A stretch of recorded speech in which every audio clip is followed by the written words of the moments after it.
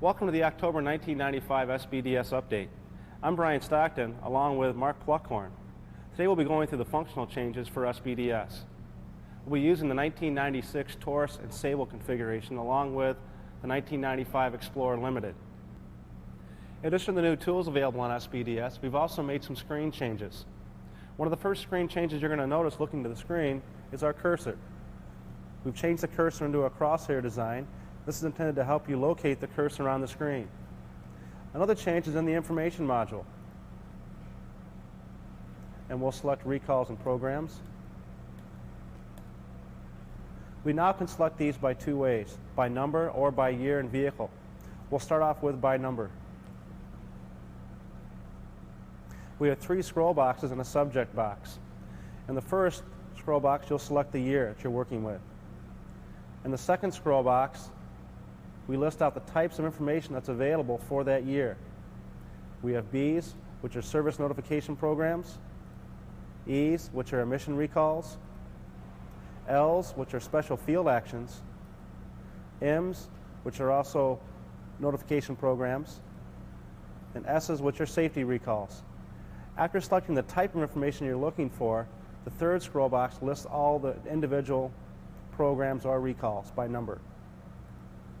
By scrolling each one of these numbers, the subject box will list and display the title and a brief summary about that recall or program.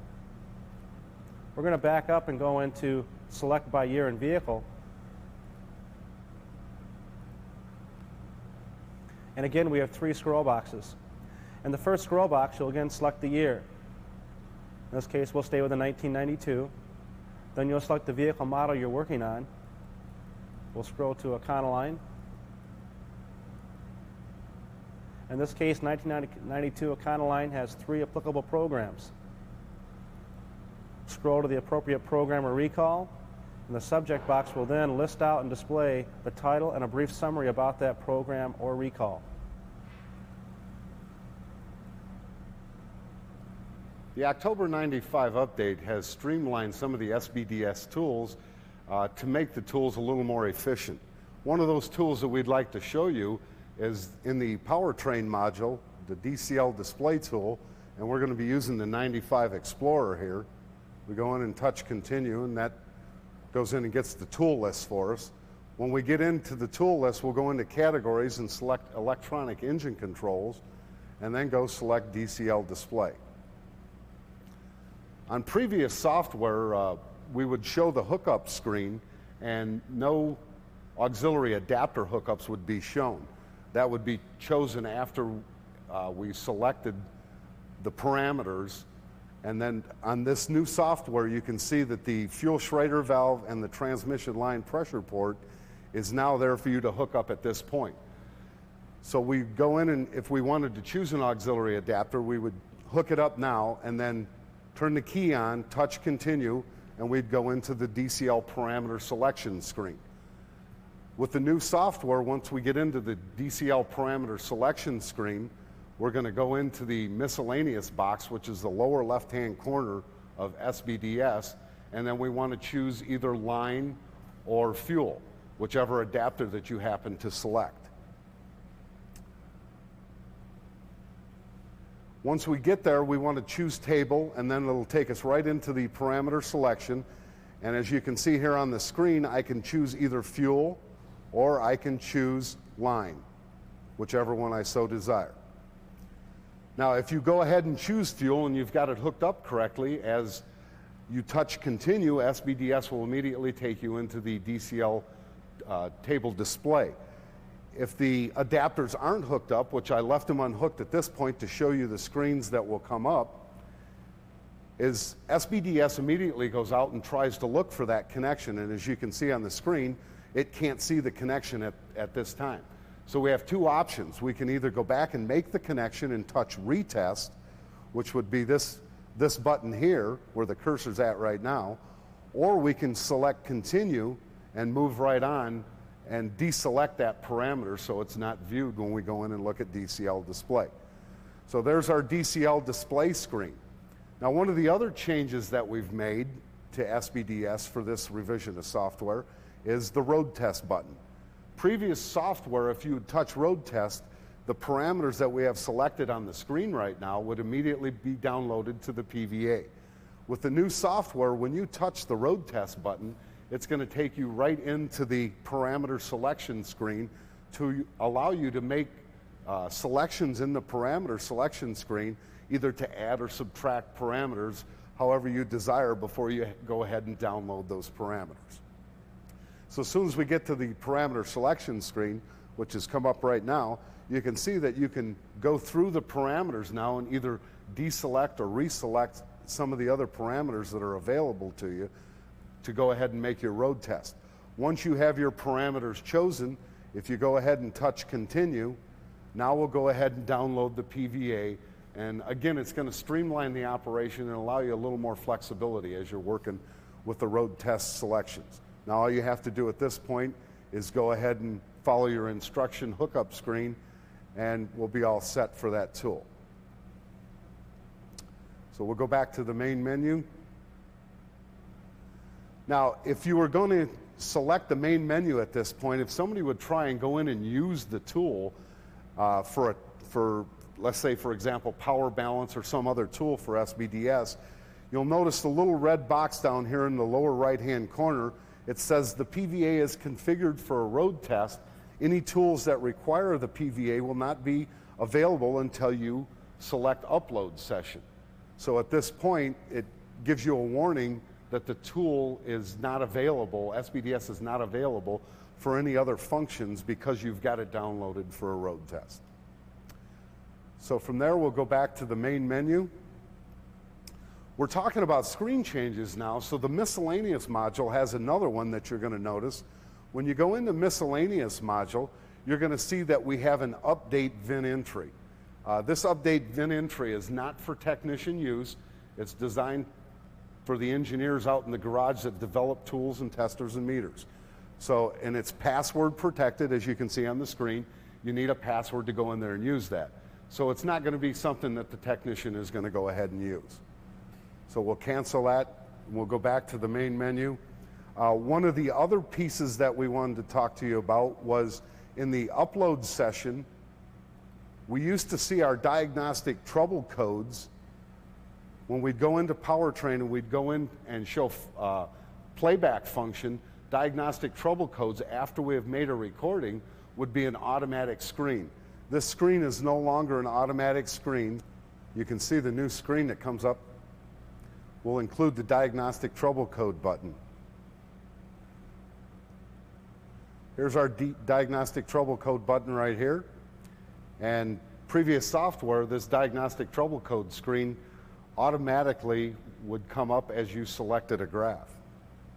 And here's your diagnostic trouble code screen, just like the one you used to view in previous revisions of software. At this point, we can return. And once we return to the screen, we can either choose graph, item, histogram, or the diagnostic trouble codes button. So it's your option at that point. We'll go back to the main menu. Along with the tools that we've already discussed and the changes that we've already discussed, we've also made some changes and enhancements to the guided diagnostics routine and the body chassis electrical and the powertrain toolboxes. And I'm going to take you through the guided diagnostics routine, and then Brian's going to take you through body chassis electrical and the powertrain. So we'll go into the powertrain module. We still have the 95 Explorer highlighted, and we're going to take you into the guided diagnostic routine. Now there's two new tools that are available in guided diagnostics, and that's the two we'd like to show you. And those are emissions compliance and poor fuel economy. And I'm going to take you into the emissions compliance routine. Once we get into the tool, you'll see some of the options that are available to you. Under preliminary checks, we'll go into highlight preliminary checks. We'll go in there, and you can see as soon as the screen comes up,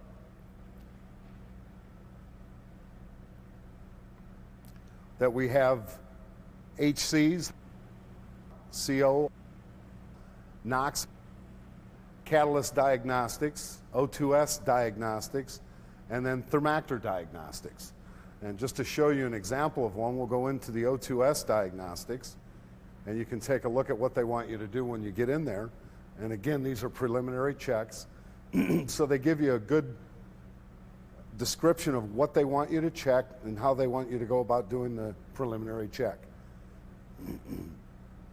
Now we'll back up, and we're going to go back and show you just a brief slide of the poor fuel economy. And we have to go back into the powertrain module. Still with the 95 Explorer highlighted. We'll take you into the poor fuel economy and show you what's available under poor fuel economy for preliminary checks. Here's a preliminary checks for poor fuel economy. And once you go in there, you'll be able to see the options that are available to you.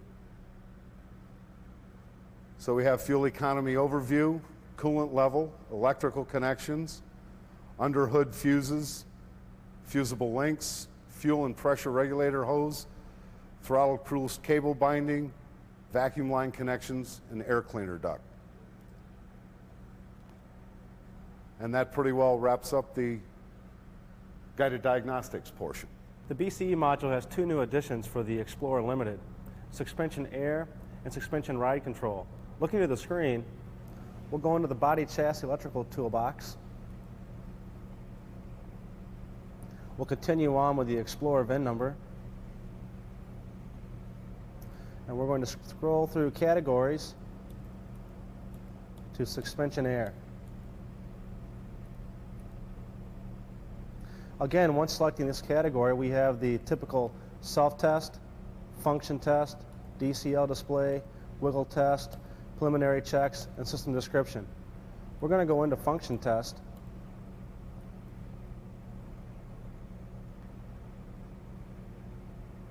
SBDS asks if this vehicle is a limited edition or not. It is. We'll continue on. Gives us the correct hookup. SBDS asks if we have the vehicle running to avoid discharging the battery. We have a battery charger connected behind us to keep the battery up. And here's our air suspension function test screen. Again, like our other function tests, all of our inputs are on the left-hand side and our outputs are on the right-hand side. You'll see toggle buttons for turning things on and off, and you'll also see activate buttons, which also turn things on. In previous releases of SBDS, you could toggle a feature on by selecting toggle, then again toggle it off, and the screen would refresh.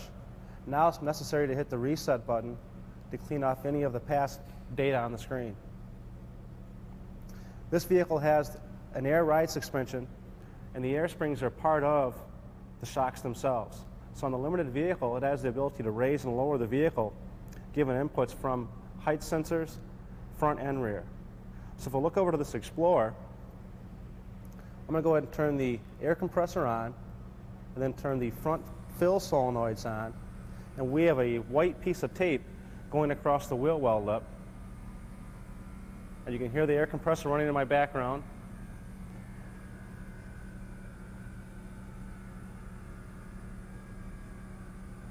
I'm going to turn the compressor off. And again, another function test, this one also is the same. We can turn features on and off by selecting the toggle feature. Another unique feature to this Explorer is we have an activate button down at the bottom that tells us we can set ride heights permanently. So on this one particular vehicle, you can set up how the vehicle should ride, or in other words, calibrate the height of the vehicle.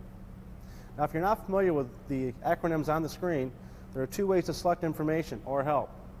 One is selecting description.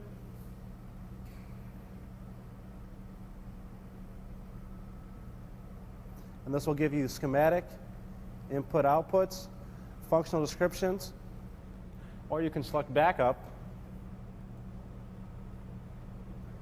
to the function test, and then we'll select navigate in the far left-hand corner and access the help menu. On this screen, we're going to go into screen description. This will give us specific information regarding the air suspension function test. Gives us notes on the ARC, the automatic ride control module. In addition, we have a hot button for the pneumatic system test. Okay. We'll back out of these screens. So again, if you're not familiar with using this subsystem, or if you've not used the function test in the new Explorer Limited, you're going to want to investigate the information in help and also in system description. We're going to back into the suspension ride control by selecting Navigate, back to the main menu screen,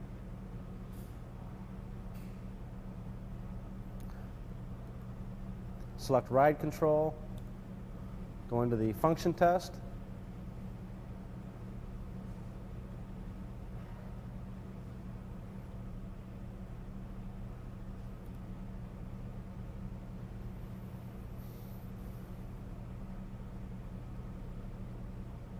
again, SBDS, we have the vehicle running to keep the battery up to charge.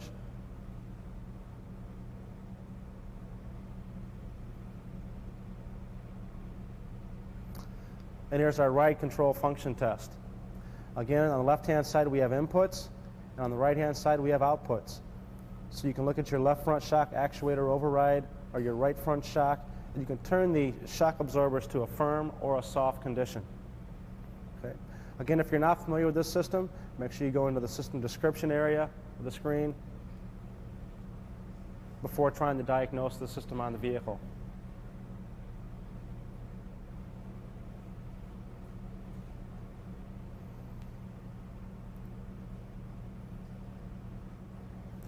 In addition to the new Explorer Limited features, we also have the neutral tow feature available on the 1996 Explorer four-wheel drive vehicles. This will be available in the first part of 1996, and we'll be covering it in great detail in the February video of SBDS. The new 1996 Taurus and Sable have been added in BCE and in Powertrain Toolbox. We're going to go to BCE Toolbox, select Continue. We have a 1996 Taurus VIN number. And these are all the categories that are now available for the 1996 Taurus and Sable.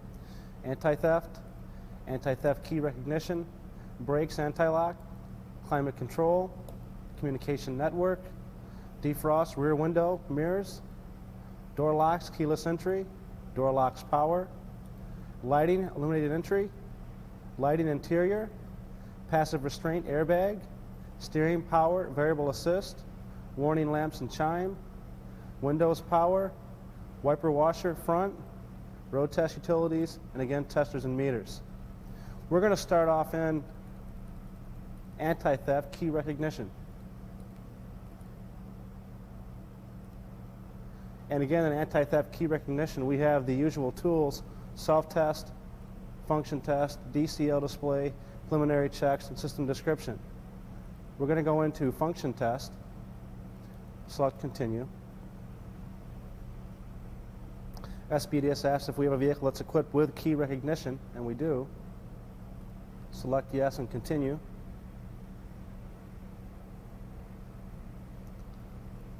Connect the vehicle and turn the key to the on position.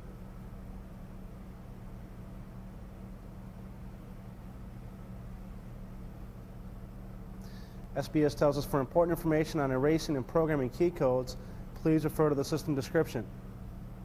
Tells us to insert the key and switch to run. Touch Continue.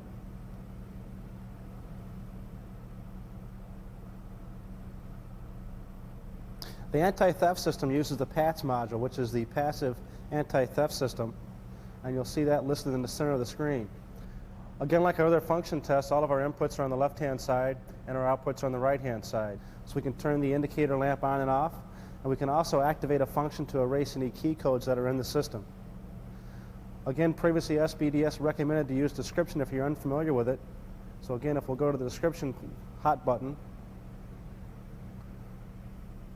we'll have access to a schematic, input outputs, and functional descriptions to find out how the system works. I'm going to go ahead and back out and go to the main menu for BCE by selecting Navigate and back to Menu. Another new category for SBDS is the airbag, passive restraint. In this module we have self-test, DCL display, preliminary checks, and system description. We're going to start off in DCL display. Again, we have the hookups for the link tool. And as usual in DCL display, we have three options to view this: table, item, and histogram. I'm going to select table. And these are all the inputs and outputs that are available for the airbag passive restraint system. By selecting each one of these, as I highlight it, it'll tell me in the lower right-hand corner of the screen what the abbreviation means. In this case, this is crash sensor number 1, ground resistance.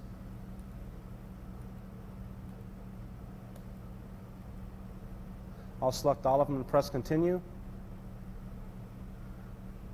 In this case, I get the resistance values for the crash sensors that feed back into the PATS module. This should be useful in diagnosing airbag concerns using the shop manual. I'm going to go back to the main menu again for BCE, and we'll go into one more module.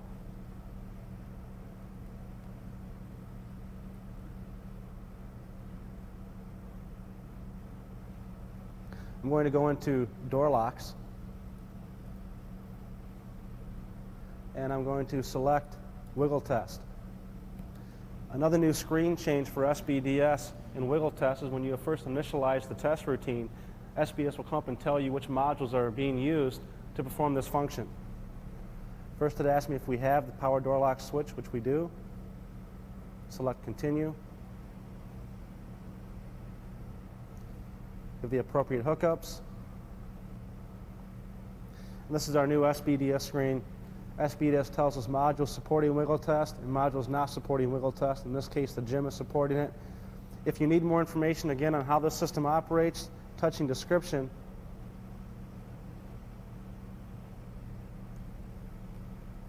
will give us more information on how that circuit works.